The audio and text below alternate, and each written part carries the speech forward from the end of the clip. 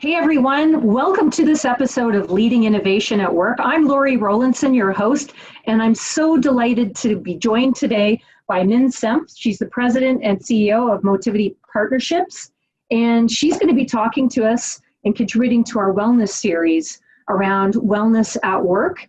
How are you today, Mim?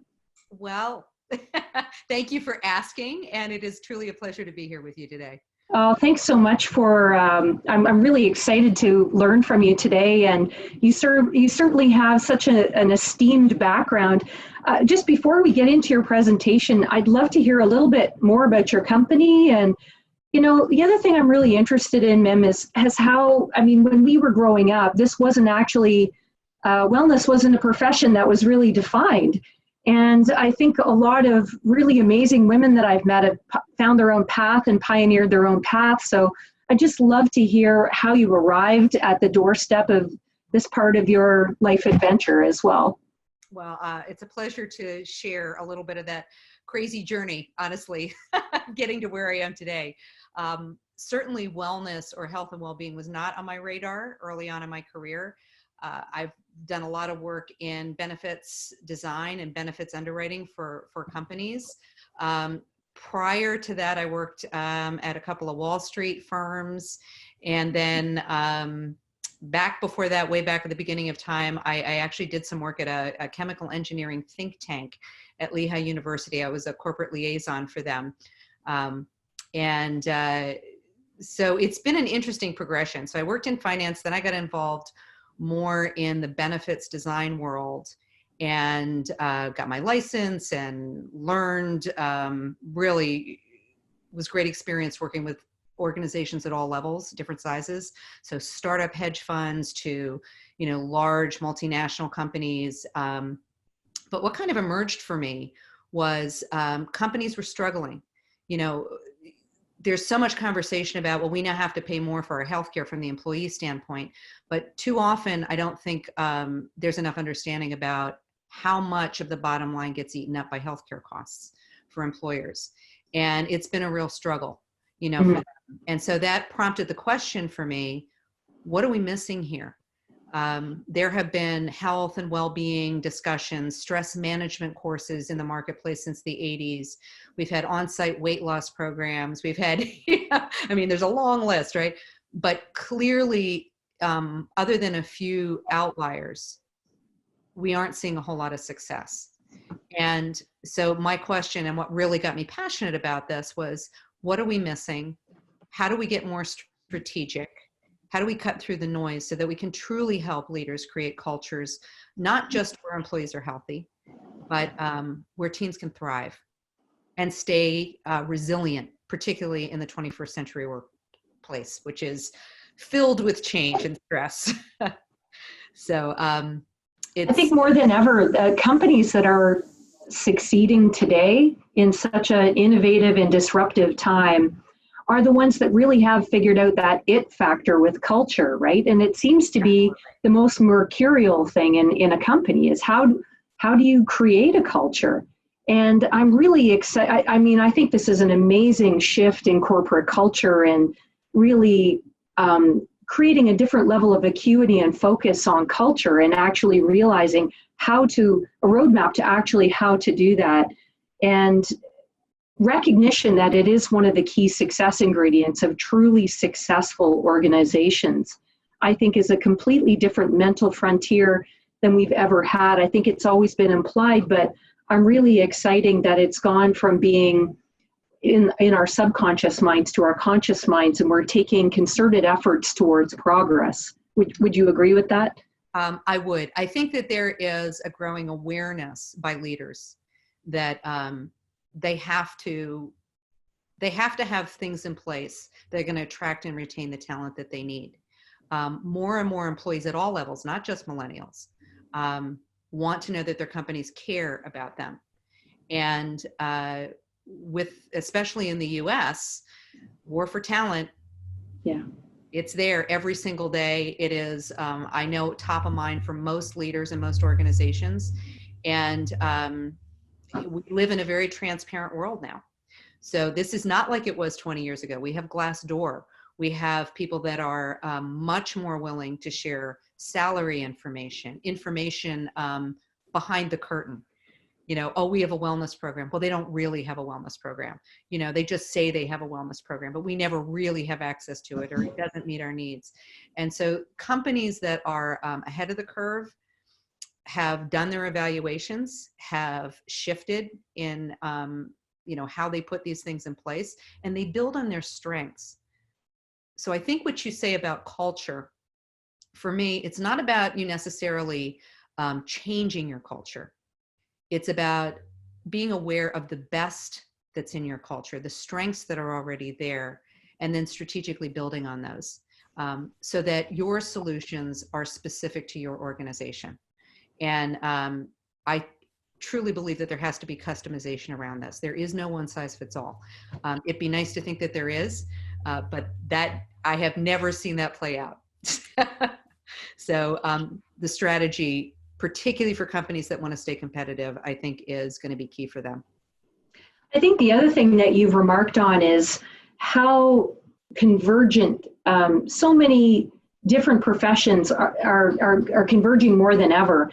I come from the facilities management and real estate side, corporate real estate actually, and I'm studying more and running into more HR professionals and reading workplace psychology and how we can use that to affect workplace design and workplace programs enabled by technology. So we're seeing HR, IT, and real estate converge in more sophisticated ways and systems than we ever had before. So I'm so delighted you're able to join us today.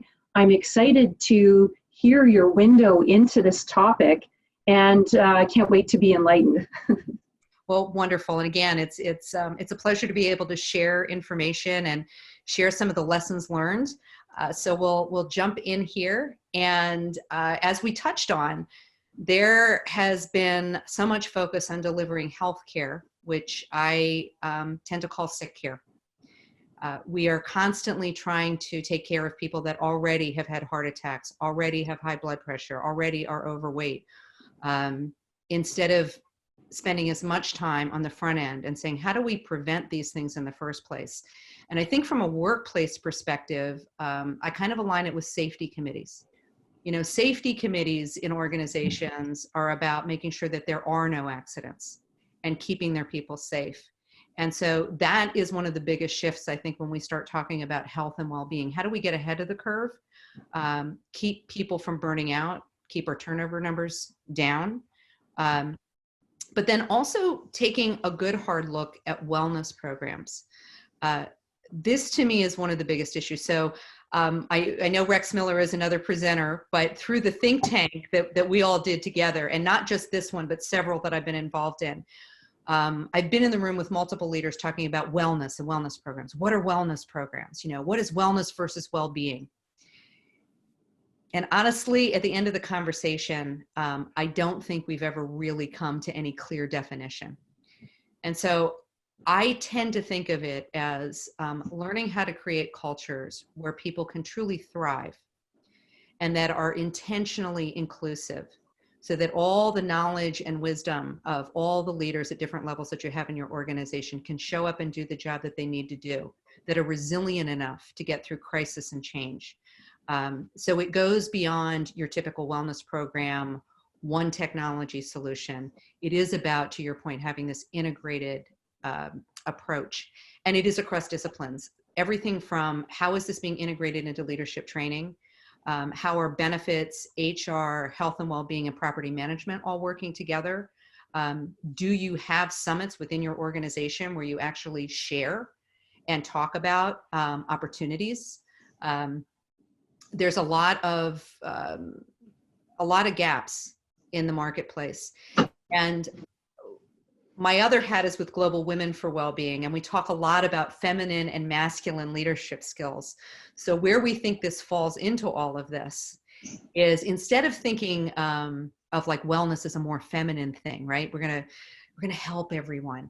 That we start to shift this into a conversation around connection.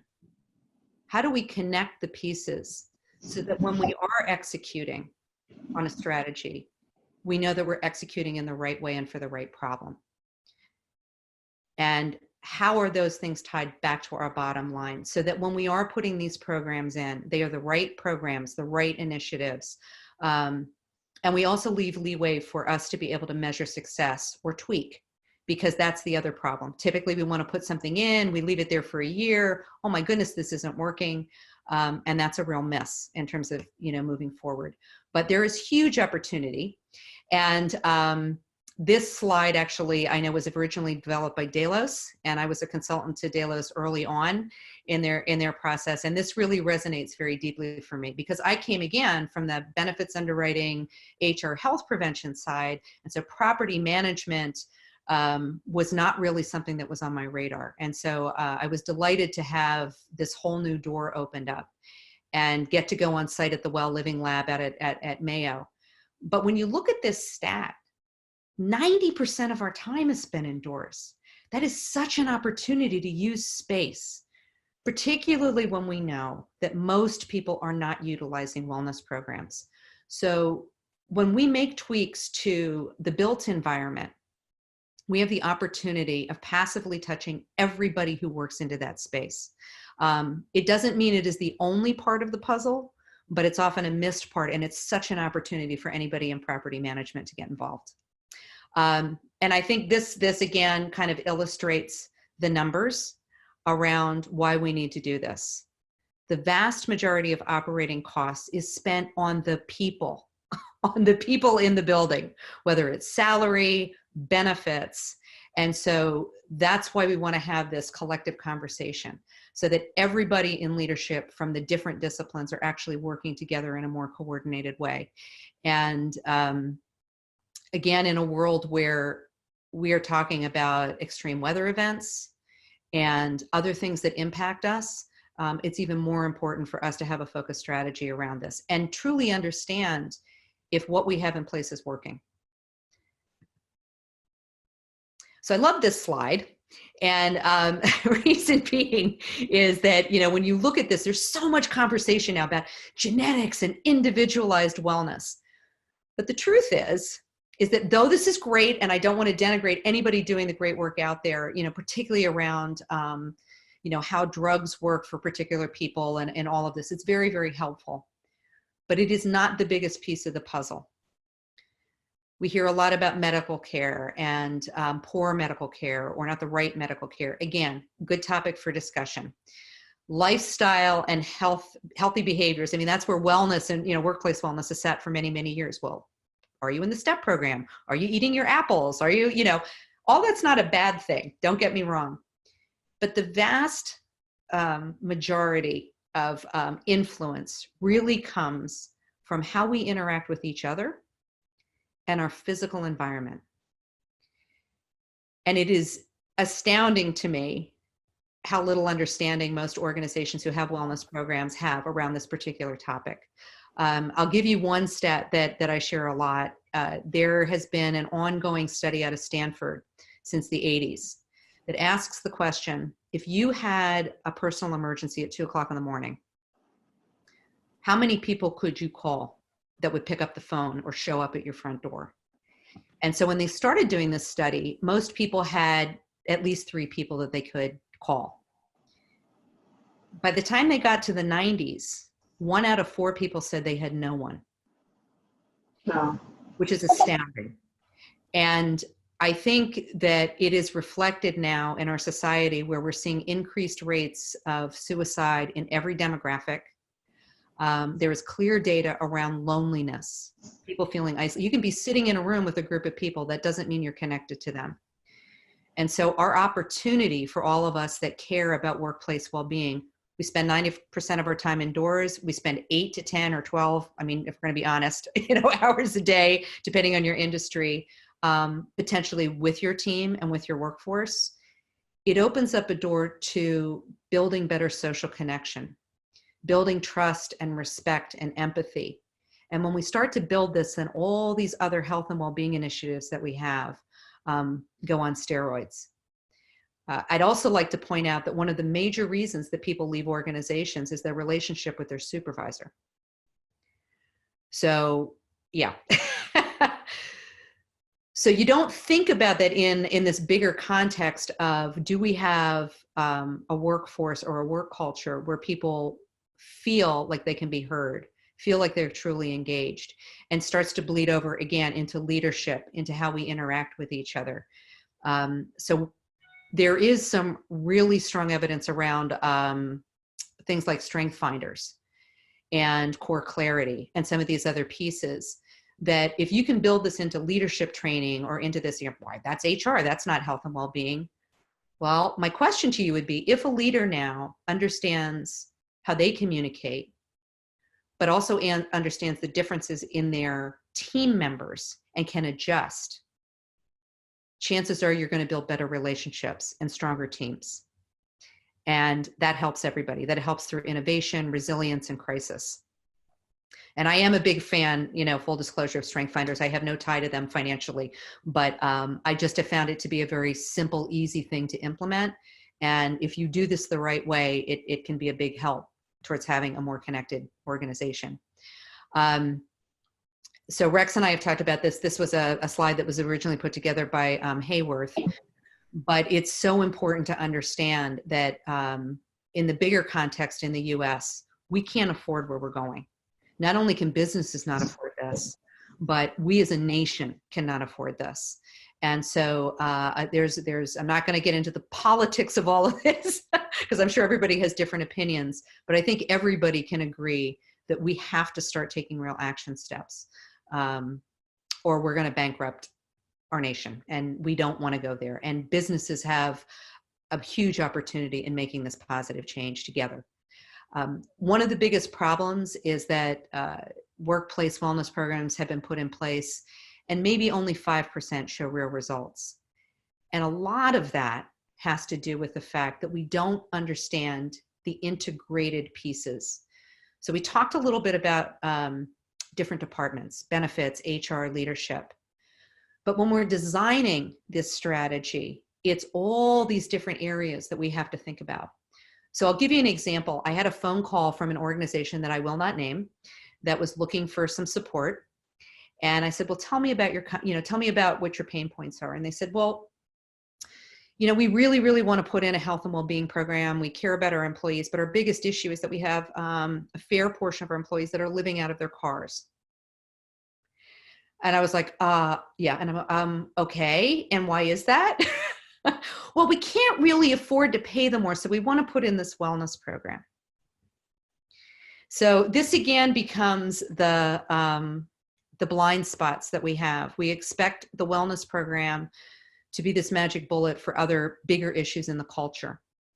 And if you aren't looking at it or don't have a focus right now, I would highly recommend that companies take a deep look at financial well-being and stability. Please look at it through your gender lens. Please look at it through a D&I lens. There is a great study that came out of Columbia University about in 2016, which we share often through our Global Wellness Initiative and through Global Women for Wellbeing. And what it shows is a clear correlation between pay inequity and increased risk for women in the workplace for depression and anxiety. So here's a perfect example of crossover. You may be over here talking about 401k and that, and your financial people are, we want people to save for their retirement, but there's no clear understanding of how financial instability impacts health and well-being. And so it's a great place to do an integrated program or strategic program if that's something that's a pain point for you. So that's just an example of specific design thinking with science behind it. And if anybody wants the link to that, I'm certainly happy to share. Everybody wants an ROI. And I know that if you've been in the wellness industry, there's been so much discussion, but it's value of the investment. No, it's the return on the investment. No, it's a little bit of both. I think the reality is that if you are a for-profit organization, you've got to show a return. You do. Why would any leadership team invest time and money and resources in something where they really can't show a return? The biggest issue is that we don't make much of an investment. not in the way that you do in almost every other initiative in your organization. So in general, most organizations spend about 1% of their total benefit spend, like their annual benefit spend, on their wellness program. By comparison, they'll spend approximately 5% of their total payroll budget for leadership training. So my question to organizations is, you know that leadership training is very important. Clearly, you're making the investment in that. We know that there are huge cost drivers around health and well-being, for our employees, but most organizations are not making that investment. Now, it doesn't mean that you have to suddenly come up with a huge budget, but there has to be some realistic business conversation around what can we realistically expect if we are not investing strategically in the first place. I know that on average, companies will spend about $700-ish per employee. I mean, again, that's an average. It may be to spend for a biometric screening program or a health assessment. It might be for a gift card thing that you're doing for them, whatever it's going to be.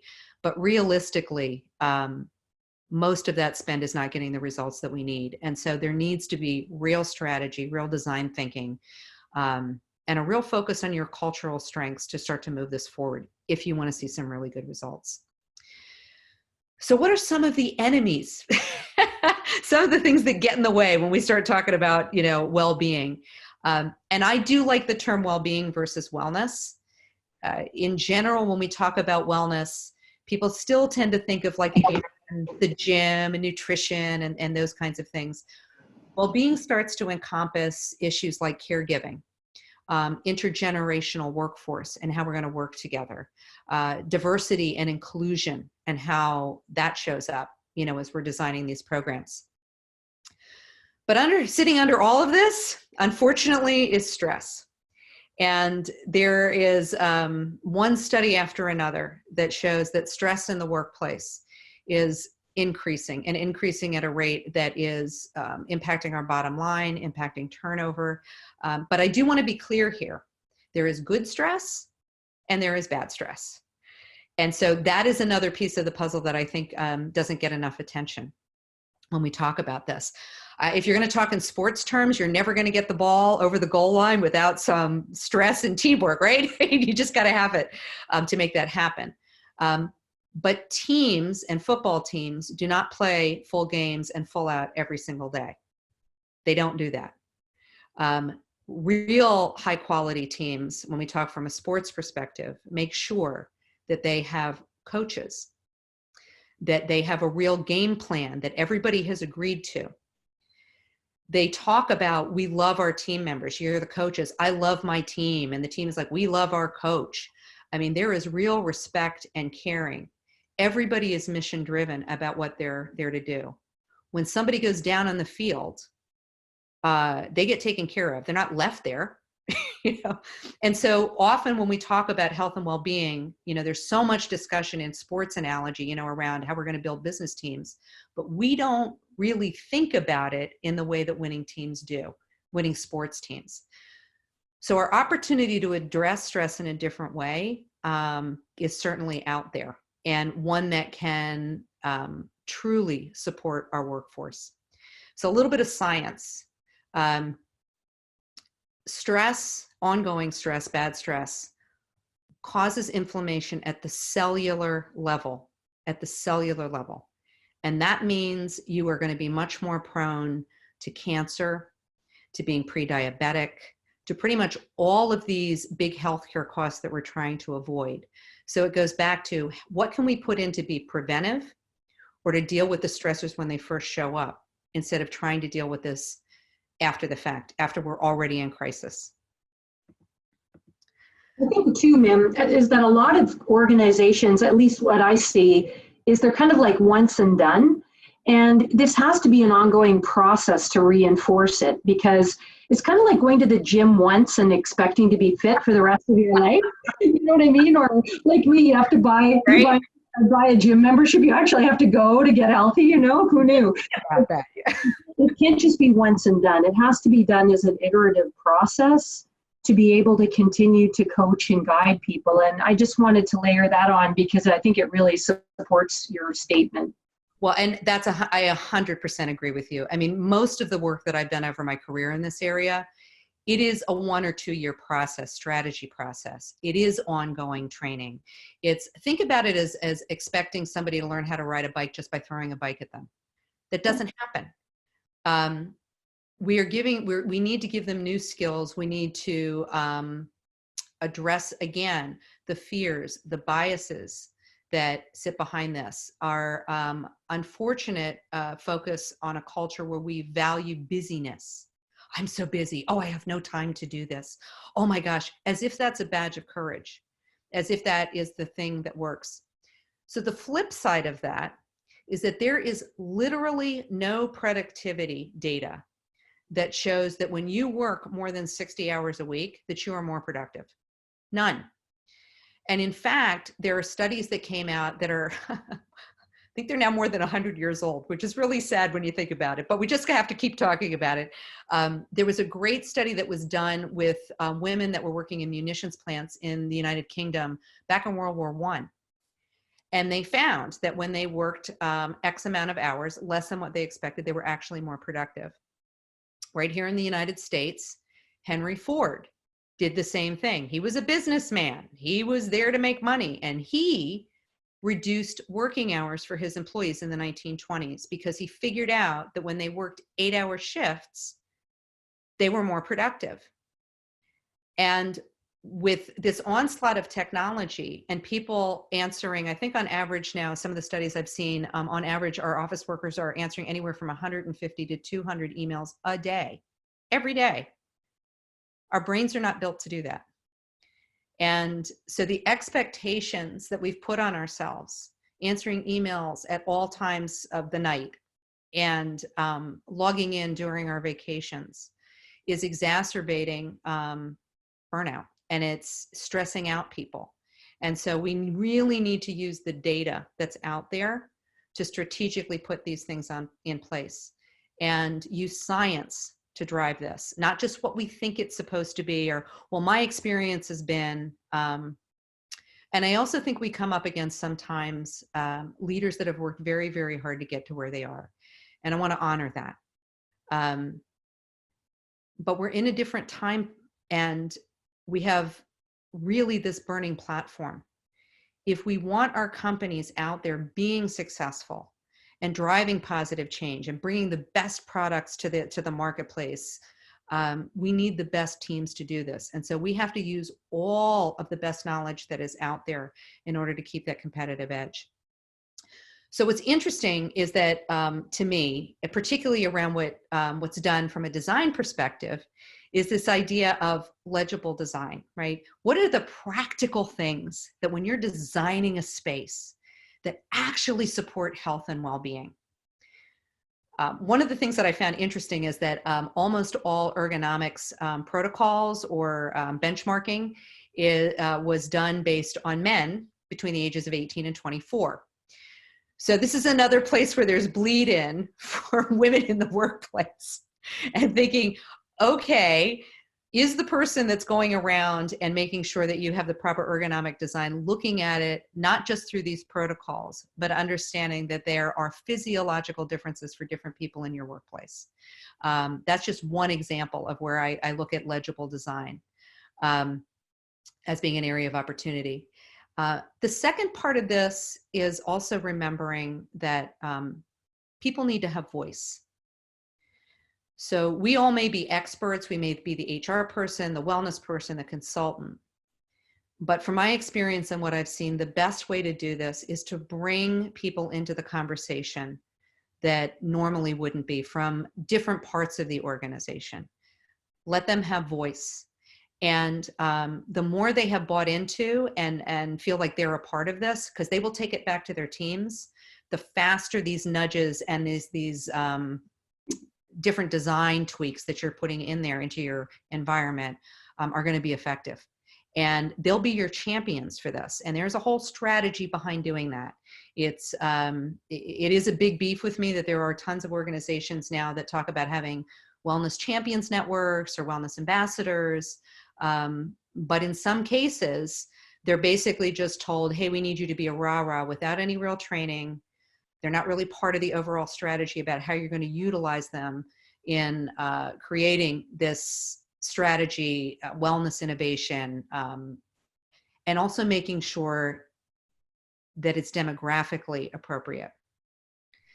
So it's a real opportunity. If you do have a wellness committee, I invite you to take the time to look at who's on that committee. Is it only the people that are super healthy and they're your fitness folks and they're wonderful and you want them to be the cheerleaders? But the biggest cost drivers in most of our organizations are the people that aren't utilizing these programs. And so when you can bring them in and hear what their pain points are. So here's an example. Mother, single mother. She's got 2 kids at home. She's barely making her bills. She's potentially working a second job. If you have people in your organization like that, you need to hear from them because they're not going to take advantage of your gym membership. They may be incredibly skilled at design or some other piece of the puzzle that you really need. So getting to hear their voice is going to be incredibly important. Look at all the levels of diversity. Are there people from different ages? So old, young. There are many organizations now that have up to 5 generations in the workplace. And so it's either your wellness people tend to be younger and they're like, woohoo, we're going to do this. And we're going to do the, the crazy marathons and the ones with all the, the pretty colored powder and all this, and that's great. And that's wonderful. But it is such a miss to not put in things that can support everyone in your workplace. So taking the time to give them control to listen to their voice can help you design in a much more effective way. And they're going to love you for it. So I did want to put this in, and this was Rex Miller and a bunch of us were out at, this is from the GoDaddy headquarters. This is actually a picture from their headquarters. And I love this for a couple of different reasons. One, they use natural elements. So if you've ever read the book, The Healthy Workplace by Lee Stringer, and she is a dear friend and somebody that I just love her and her voice around this. But if you have not read that book, especially from a design background, she's an architect and she's worked with Harvard School of Public Health and just a champion for healthy design and healthy workplaces, and a great, great book. But she talks very deeply about natural elements and pictures of, and it doesn't even really have to be wood. That's the crazy thing. You can put in silk plants if you can't afford the real plants, and signage, positive signage, that there is a real psychological benefit to doing this. Added a couple other things on here too. If you're working in the cafeteria, we know that when you use taller or smaller containers, people will actually eat less. And it's just this simple way, everybody's picking it up. You don't even have to put out any kind of a PR statement about it, nothing. You can just quietly do this and make a positive impact. I've seen signage in hallways, like your back stairwells. There's all kinds of unique places that you can start to think about and get creative. And I'm going to show you an example of that a little bit later. And I think it's very important to also think about extroverts versus introverts.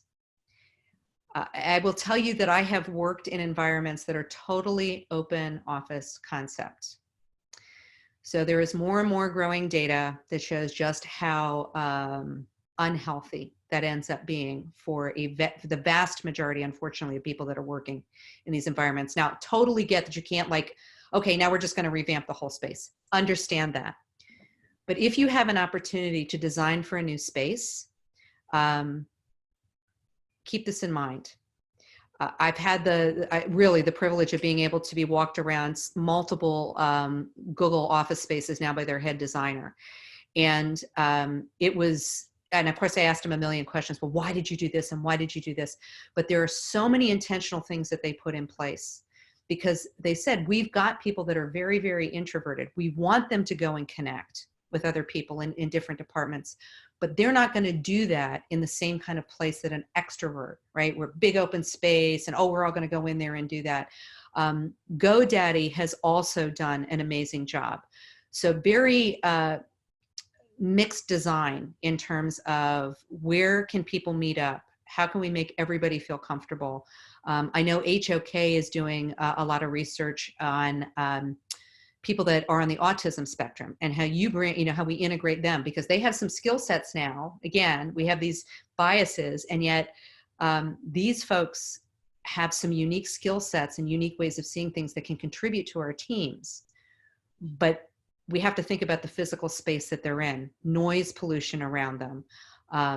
So there's huge opportunity as we look at new spaces that we're designing, or if we're going to revamp a space that we may not have been thinking about in the past.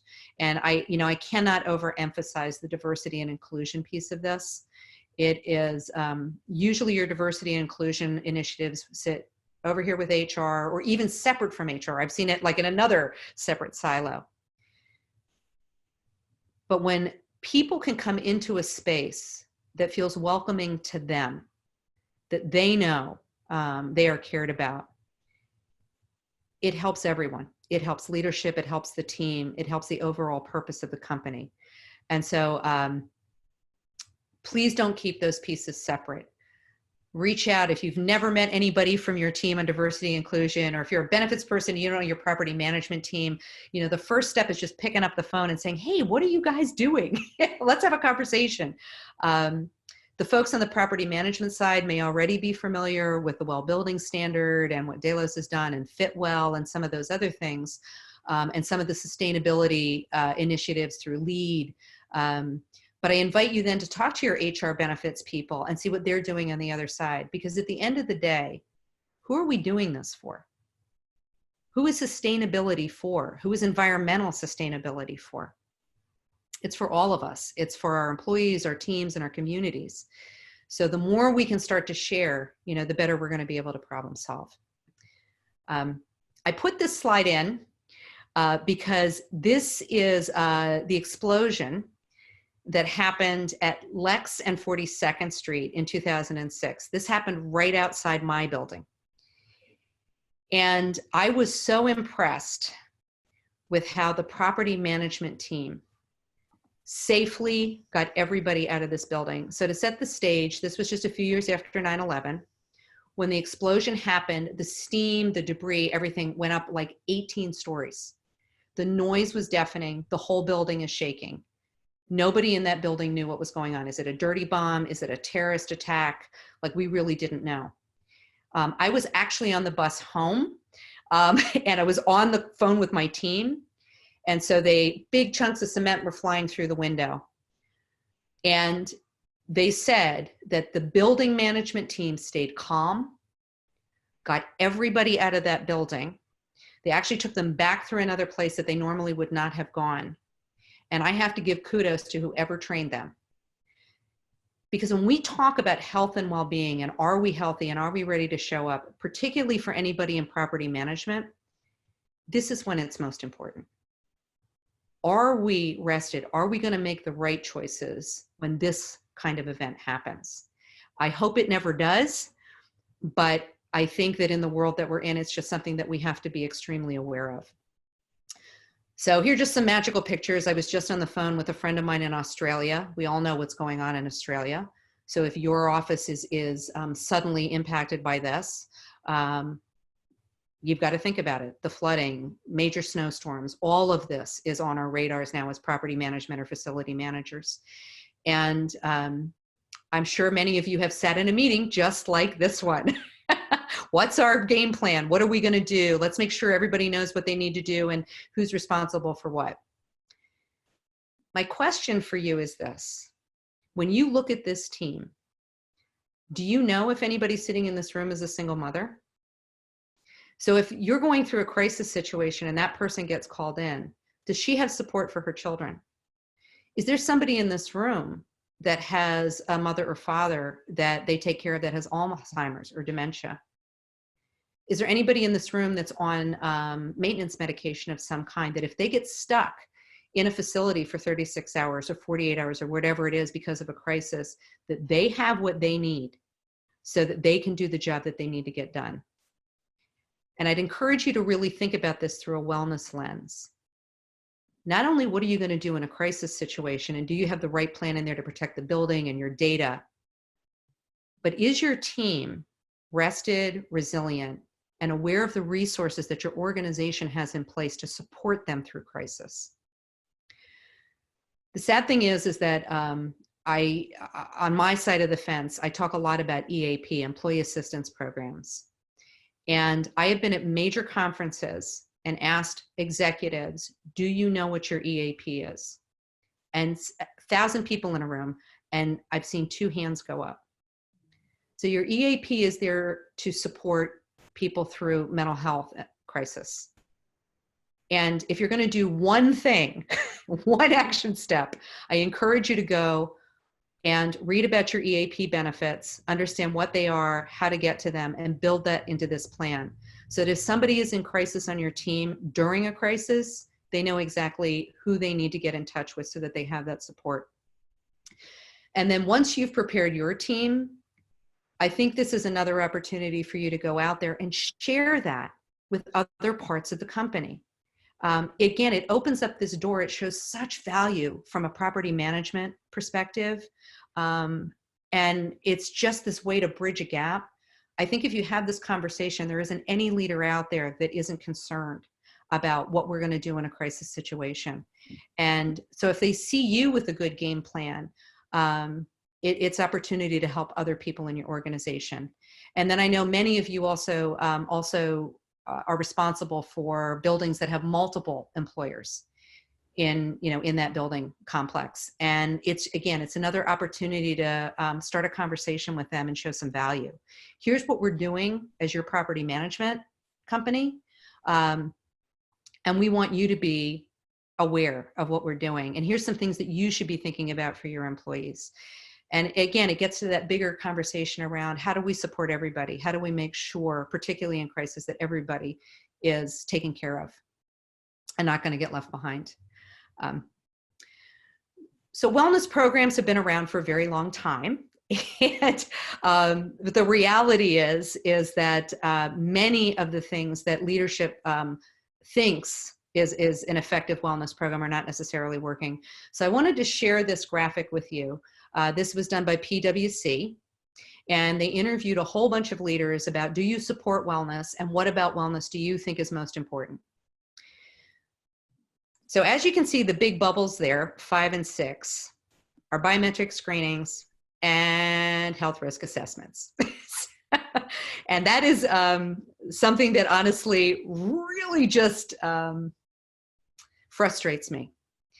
Because it's not that these 2 pieces are not bad tools, but too often these are the only 2 pieces that many companies are relying on.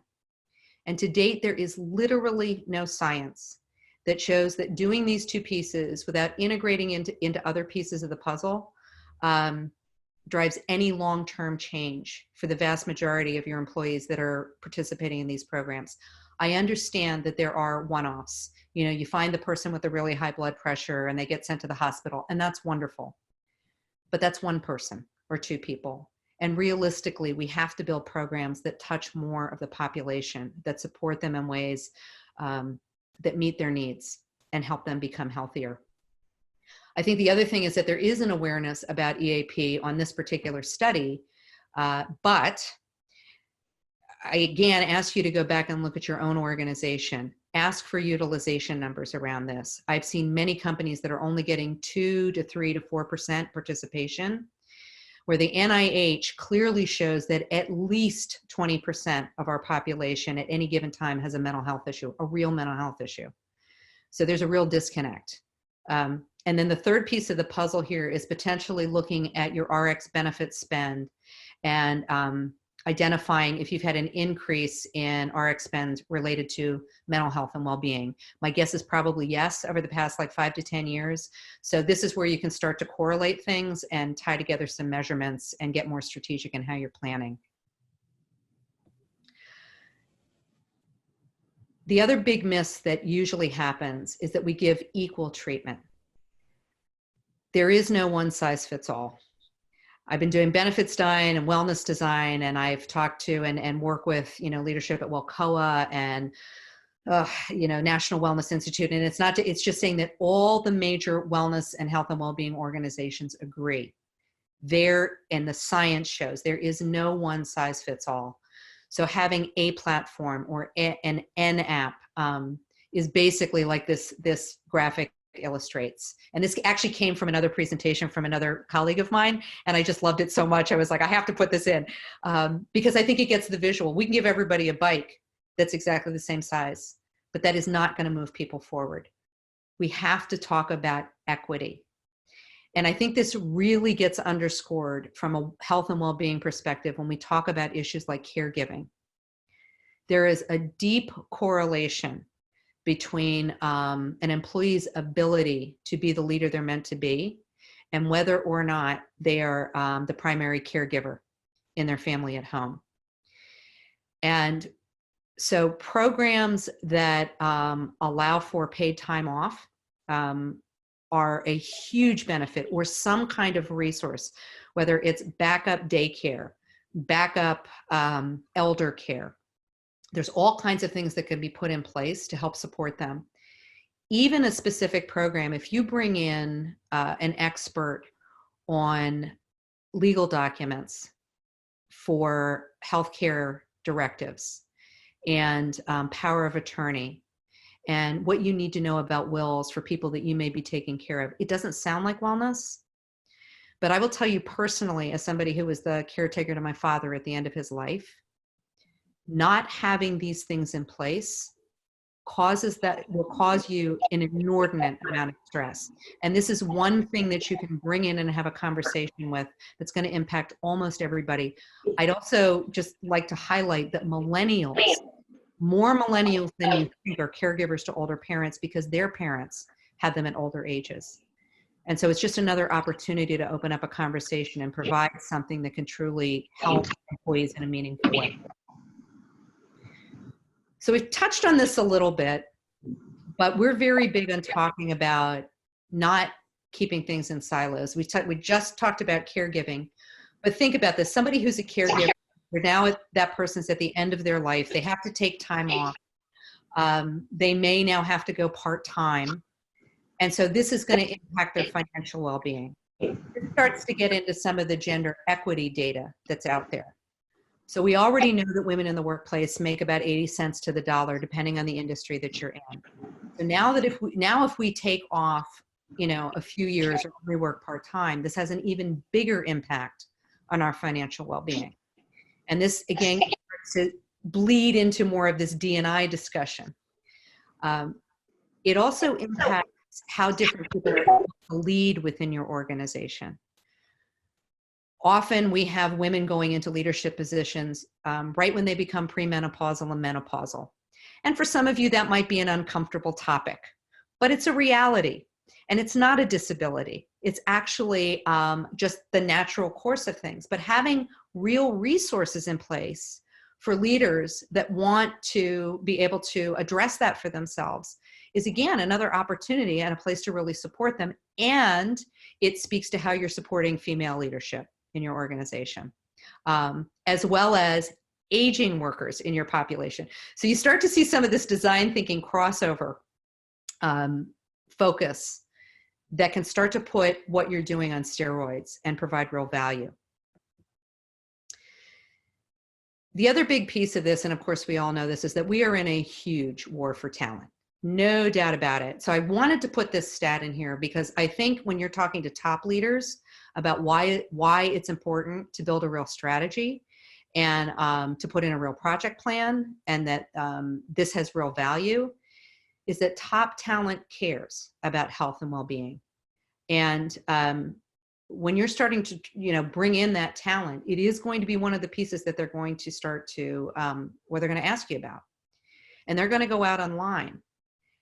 And so I think a lot of the well-washing that has happened in a lot of organizations, just like we've seen greenwashing, in the sustainability side, smart people that want to contribute to a company, they want to know you're doing the right thing. And they're going to ask a lot of questions. So this, again, becomes an opportunity to provide something that is going to bring the people into your organization that you need and keep them there. So I did want to share with you that, we've talked extensively with the leadership at the Breakers in Palm Beach. If any of you know that, it's a 5-star resort. They have close to 2,000 employees. They've been around for a very long time, and they cater obviously to some very high-end people. Now, what's interesting about their workforce is that they have everybody from third shift workers that do not speak English, that are cleaning rooms or doing laundry or, working outside of maintenance, all the way up to top executives that work with the VIPs that, that come to this resort. So years ago, about 14 years ago, they had almost 100% turnover, which is a huge cost to the company.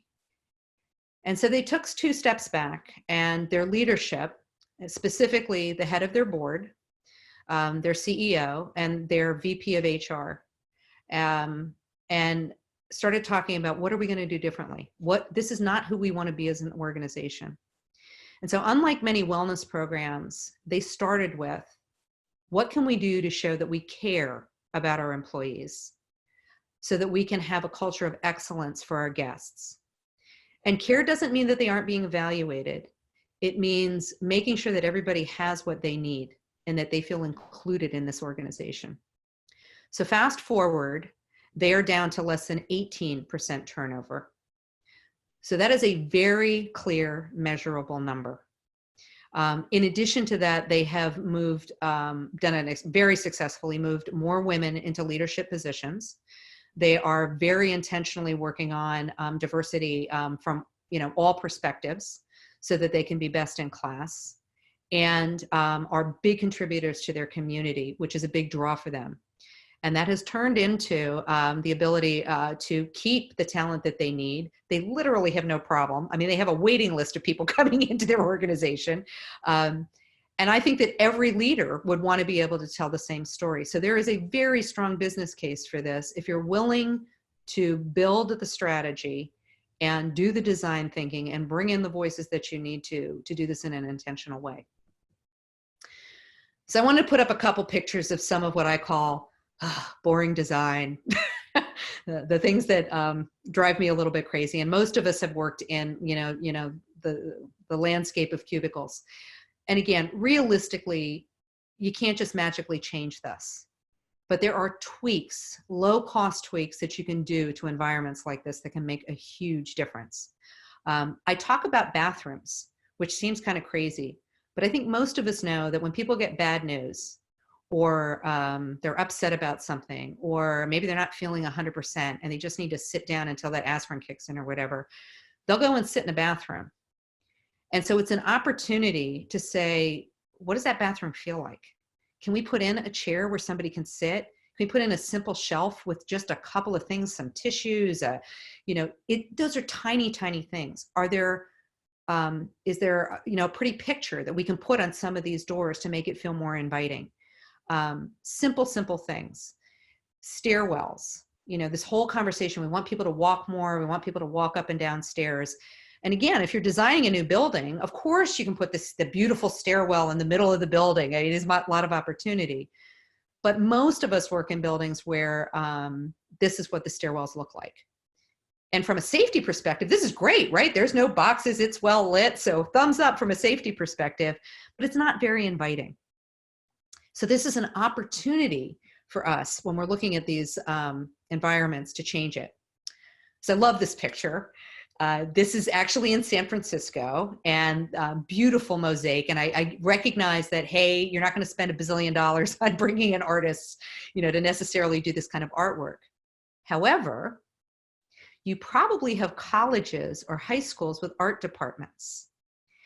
And this would be a great way to connect with people in your community, bring art into your stairwells, and have connection potentially with some of your employees, particularly if their kids are doing some of these paintings. So I'd ask you to give this some thought, because it works on multiple levels from an organizational perspective. I love blackboard paint. Again, super low cost. And I've seen organizations paint the landing wall in blackboard paint, and then put up really cool questions. Or again, if they've got somebody artistic, they can put something in. It could be an inspiring word. You can change it up. Again, super low cost, all you have to do is wash it down, put up another question, and then your HR department can take pictures, your benefits people. It becomes like a really cool place to share information, inspire people. If you do have some more money and want to put in a video screen, I've seen that used effectively as well. So you can, so it's like video screen, big black hole. Well, not if you're running nature videos. Not if you're running videos of initiatives in your organization. And an example of that would be, we want people to take more vacation time, real vacation time. And a way to encourage people of doing that, to do that, is to have them share some of their best pictures. Again, you have to have some protocol. That's HR, and you got to talk to them about that, right? So we don't want people necessarily doing certain things. But you can get some amazing nature pictures and start running them as a loop as part of that initiative. I've seen another initiative that we worked with another company where we talked about, well, everybody loves pets. You may not even have a pet, but look, puppy pictures, kitten pictures, there's a reason why people look at them on, on social media. Great opportunity to say, hey, send us your favorite pet picture. And you can have that on a running loop to make people smile and feel better. So there's just really creative ways that you can start to use your space. What if you had a conference room where every time you walked into the conference room, there was a beautiful nature picture there? Or maybe it's a picture of this really cool design in another part of the company. Like, look at what this team did and the plants that they put in here. So it very, very low cost and easy things to implement. Even using your video screens. Again, if you're a property management firm for a big giant building with multiple employers, well, why not collect a few things from some of your clients in the building and highlight what they're doing? I mean, it's just fun and they'll love you for it. And last but not least of these pictures, I love this because, I ask you to not forget delight in design. It's not just about functionality. It's not just about, the natural environment. It's, we relieve stress by putting smiles on people's faces. And it seems so simple. It seems like such a, something that we don't discuss enough, but I loved this because here it's like they put art in the space and they're using plants. What a great, great way to do that. And another example of that is the Google office in San Francisco. As we were getting the tour, they were talking about how they work with their employees. And there was this one office space and they said they really wanted this big terrarium in the back, which they put in for them. What was cool is that as you got closer to it, you saw that there were like little dinosaurs in it. And it was just so cute. Yeah. So exactly, you smile, right? It's like, oh, look at that. That's really fun. Or you come around the corner and there's this fuzzy blue pillow just randomly there. It takes us out of our stressful place. So there's so many opportunities at such a micro level where we can add delight that supports better health and well-being for employees that can be done at low cost as you're looking at some of these bigger strategies. And there is real science to support this. So if you have not read this study, I put this in here because I invite you to go out and take a look at this. When you use those natural features, you do get better return on health and well-being. And that's for everyone. That's not just for your marathoners. That's not just for a particular group. It helps and supports everybody in that workplace. And they are more productive. They are more creative. And there is not an organization that I could mention that doesn't want to have a more productive, more creative workforce. So I hope touching on all of this, it's opened up some questions, some thoughts. And I did want to put this in because Moving Art is Louis Schwartzberg's work. Some of this is free and downloadable. So if you're looking for videos, I highly recommend you look at his work. It is extraordinarily beautiful. I was introduced to his work at the Global Wellness Summit, and I know it's used in spas now, and I just would love to see more of this in our workplaces to promote the health and well-being of everybody that's in that space. So thank you so much for your time today. And I'd ask you to remember that wellness is not about the absence of illness. I mean, we really need to be talking about resilience and thriving teams and intentional design and inclusion. and thinking about everybody in the workplace and their families and their folks that, all our programs touch beyond just the walls in the building. We have such an opportunity to help our organizations and the organizations that we work with have real human sustainability and drive truly thriving cultures. And they'll keep their competitive edge. And what a great, great legacy for all of us to be able to leave, not just for this workforce, but for the next generation. So thank you so much for allowing me to share my voice, and thank you for this opportunity to have the conversation. My goodness, Mim, thank you so much. That was such a, on so many levels, I feel like I'm drinking from the fire hose of knowledge. It's so much material, and I think will really dovetail so nicely into some of our other presenters. Like, one of the things you really laid such a great foundation of is how well-being fits and enables the culture, and as well as the HR objectives. And you'll hear in my talk about how FM professionals, facilities managers, are there all the time. We're a constant. We're there to look after the premises, and we're actually evolving into one of more hospitality. You'll hear about that in another talk, but really about how do we really help enable the ongoing program of well-being. And one of the things that, a spoiler alert, we're starting to do is getting involved with things like onboarding and training and support and events management, which includes a lot of well-being, training, nudging those behaviors with the program of facilities that runs more like, almost like a cruise ship of activities and options. And I think the other thing that really I learned so much listening to you today is just to go back and rethink about your stakeholders. It's not just those people that volunteer, it's the people that really need it. And then the diversity of options and needs, and it could be generation, it could be gender, any of those things. But humans are so diverse, so continuing to make accessible those options that resonate with them so that they want to do it and don't, like, I'm recovering Gen X, and so my generation, we don't like to be told what to do. We grew up listening to The Clash and so forth. But we love to be inspired, and we're very competitive, and we love to be challenged, right? So if you provide somebody with a number of options that are very engaging and inspiring, they're more likely to do that rather than to be told what to do, which feels so oppressive. Right. And I just really learned a lot, and I'm looking forward to applying so many of the insights that you shared today, Mim. Thank you so, so very much. How can we keep in touch with you? Do you have a newsletter, or is that your website? Can we follow you on social media? Like, how can we stay in touch with you? You're absolutely. So I am, I'm very active on LinkedIn. I'm also a co-founder of Global Women for Wellbeing, which is nonprofit, and we're very focused on empowering more healthy female leadership at all levels, and having a bigger conversation towards gender bridge building. So intentionally bringing men and women together across the gender arc. We talk about non-binary, we add in trans conversation, but this bigger discussion around this, and this is clearly a part of all of the health and well-being, initiatives. And we at Motivity are deeply passionate about this. And so it is research-based. Please connect with us on our website. If you're looking for more information specifically around action steps around tying together benefits and HR and some of this stuff, happy to share information. And we really believe in the more good together theme.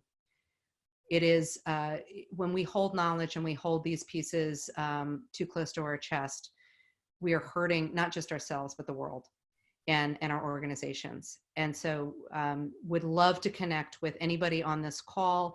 You're welcome to join us in London on March 5th, and keep an eye out for events that we're going to be doing in New York, both in the US and globally.